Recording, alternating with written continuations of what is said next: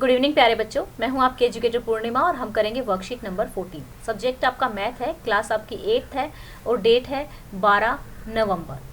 ठीक है, square and square root आप करेंगे इस वर्कशीट में। तो सबसे पहले हम स्क्वायर समझते हैं। ठीक है, स्क्वायर क्या होता है? जैसे आप लोगों ने ये तो आकृति के अकॉर्डिंग तो समझ लिया होगा। स्क्वायर एक ऐसी आकृति होती है जिसकी चारों भुजाएं क्या होती हैं? सेम होती हैं। ठीक है, जिसकी चारों साइड्स जो होती हैं सेम होती है। चारों साइड सेम का क्या मतलब है कि अगर ये 4 है तो ये भी 4 ही है, इसकी भी लंबाई 4 है, इसकी भी लंबाई 4 है। ठीक है, अब जब स्क्वायर का एरिया निकाला जाता है तो हम क्या करते हैं? साइड को साइड से मल्टीप्लाई करते हैं। ये भी आप सीख चुके हैं। ठीक है, साइड को साइड से मल्टीप्लाई किया जाता है। 4 × 4 कुछ चीज़ें मैं बताऊंगी, उसके बाद वर्कशीट करेंगे क्योंकि वर्कशीट में वही सारी चीज़ें दी हुई हैं।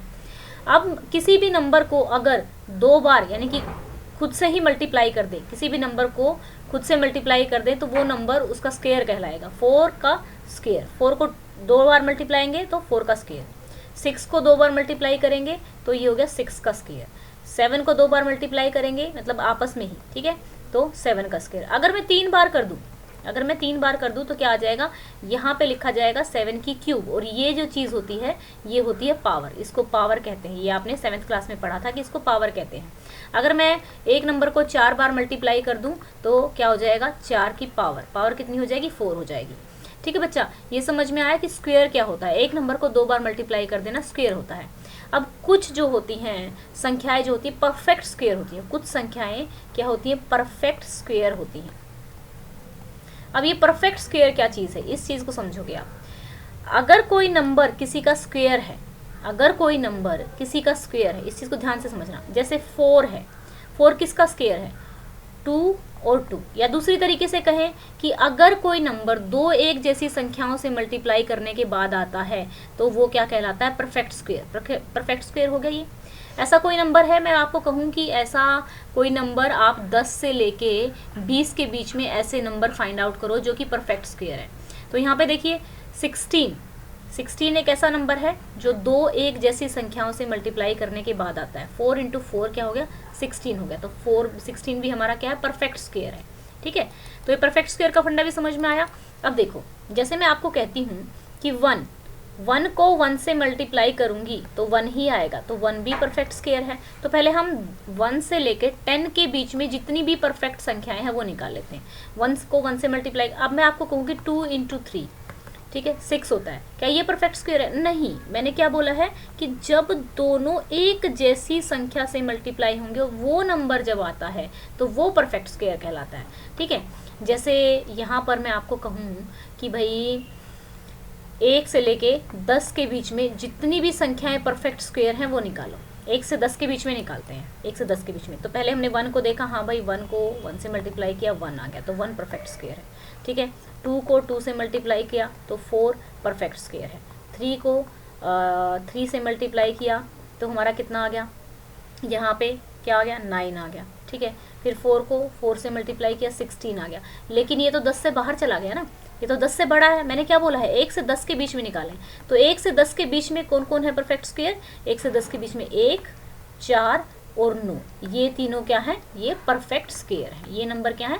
परफेक्ट स्क्वायर है। यानी कि जब कोई नंबर एक जैसी ही 2 संख्याओं से, यानी कि सिमिलर 2 संख्याओं को 2 बार मल्टीप्लाई करने के बाद आता है उसको परफेक्ट स्क्वायर बोलते हैं।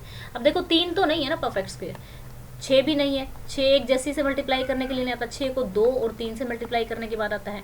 अब 7 है, 7 भी परफेक्ट स्क्वायर नहीं है। 7 भी आपका जो है, अब 5 भी नहीं है, 5 प्राइम नंबर है। ठीक है, आपका 10 है, 2 और 5 से मल्टीप्लाई करने के बाद आता है, तो ये भी परफेक्ट स्क्वायर नहीं है। ठीक है, तो इस तरीके से आपको निकालना है। यही सारी बात आपकी वर्कशीट में बोली हुई है।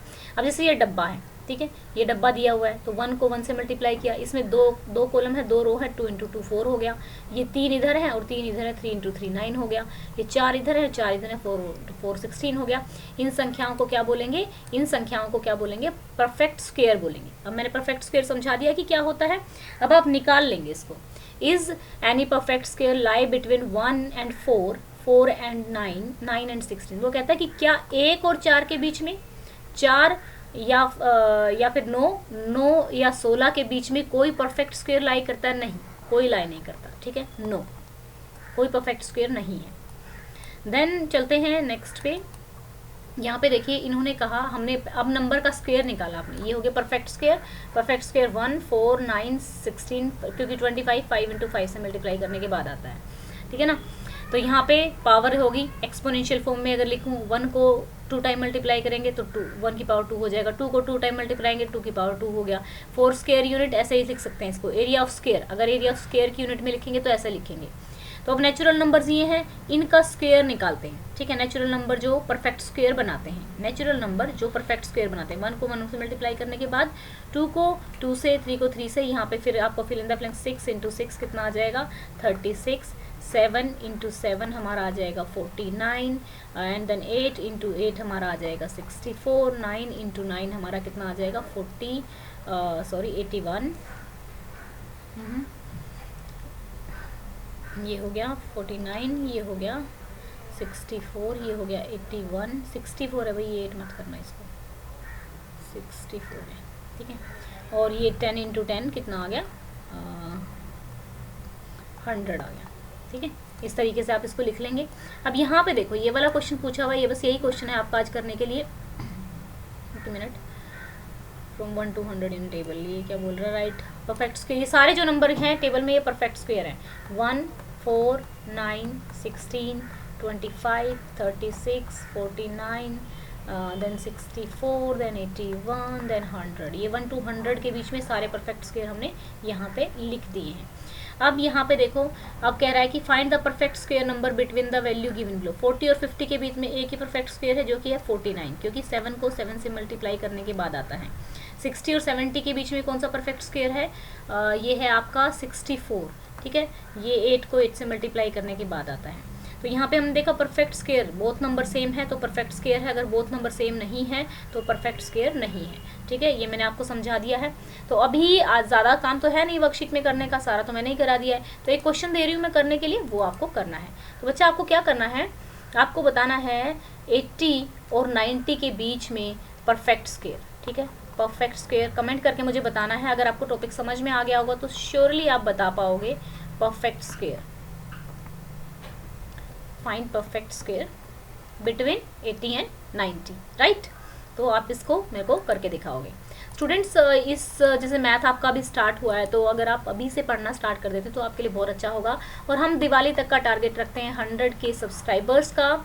तो आप हो सके तो वीडियोस को ज़्यादा से ज़्यादा शेयर करना, चैनल को सब्सक्राइब करना, और अगर नोटिफिकेशन नहीं मिल रहे तो अपने बेल आइकन को चेक कर लीजिए। और दूसरा, आपकी सभी वीडियोज़, ठीक है, जितनी भी आज तक आपकी क्लास की वीडियोस बनी है सब्जेक्ट वाइज मैंने डिस्क्रिप्शन में डाल दी हैं। अब कुछ बच्चों को डिस्क्रिप्शन नहीं पता होता, डिस्क्रिप्शन क्या होता है। जब आप वीडियो देख रहे होते हो तो वीडियो चल रही होती है, उस यहाँ पे एक छोटा सा एरो बन के आता है। जब आप इसको क्लिक करोगे तो नीचे वीडियो के बारे में क्या क्या लिखा हुआ है, कौन कौन से लिंक दिए हैं वो आता है। उसमें मैंने सारी आपकी जितनी भी पिछली क्लास की कह रही हूँ, पिछली वर्कशीट थी वो सब्जेक्ट वाइज अटैच कर दी हैं। लाइक 8th क्लास की साइंस, 8th क्लास की इंग्लिश, तो आप वहाँ से अपनी पुरानी कोई भी वर्कशीट जाके देख सकते हैं। Thank you, have a nice day, may God bless.